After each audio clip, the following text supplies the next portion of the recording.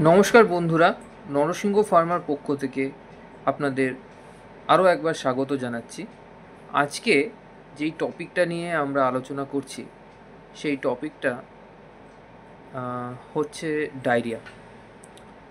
Diarrhoea কী বা কী জিনিস সেই নিয়ে আমি এখন আলোচনায় আসছি না।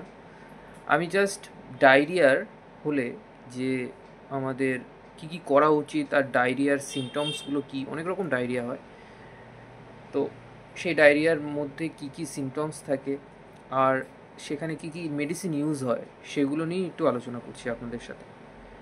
প্রথমেই বলবো, নন ইনফেকশিয়াস ডায়রিয়া হলে আপনারা কি মেডিসিন ইউজ করতে পারেন বা করবেন, সেটা হচ্ছে লোপেরামাইড। লোপেরামাইড এইটা নন ইনফেকশিয়াস ডায়রিয়ার জন্য। লুজ মোশন হচ্ছে, হালকা বমি হয়েছে, সেই ক্ষেত্রে আপনার উইকনেস আছে, সেই ক্ষেত্রে ওআরএসের সঙ্গে জিঙ্ক, এখানে জিঙ্কোভিট ট্যাবলেটটা ইউজ করতে পারেন। আর তার সঙ্গে ইলেকট্রাল ইউজ করতে পারেন। অনেক সময় ইলেকট্রাল জিঙ্ক জেড বলে একটা লিকুইড ওরাল রিহাইড্রেশন সল্ট একটা পাওয়া যায় মার্কেটে, ওইটা আপনারা ইউজ করতে পারেন। এরপর যদি ইনফেকশন হয়ে যায় ডায়রিয়া থেকে, বারবার পটি হচ্ছে, পটি কমছে না, সেই ক্ষেত্রে আপনারা ওফ্লক্সাসিন অরিন্ডাজোল, আমাদের খুব কমন ব্র্যান্ড, সেটা হচ্ছে O2, আপনারা ইউজ করতে পারেন।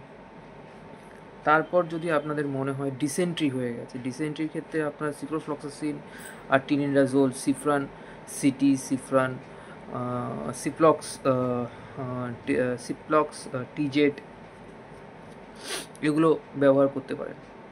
আর এরপর হচ্ছে যদি প্রিবায়োটিক প্রোবায়োটিক আপনারা ইউজ করতে পারেন, সেই ক্ষেত্রে আপনারা ল্যাক্টোব্যাসিলাস, ইকোরম, বিফিল্যাক্স স্যাশেট, এগুলো আপনারা ইউজ করতে পারেন। ইউনিফোরা জিজি, এগুলো আপনারা ইউজ করতে পারেন।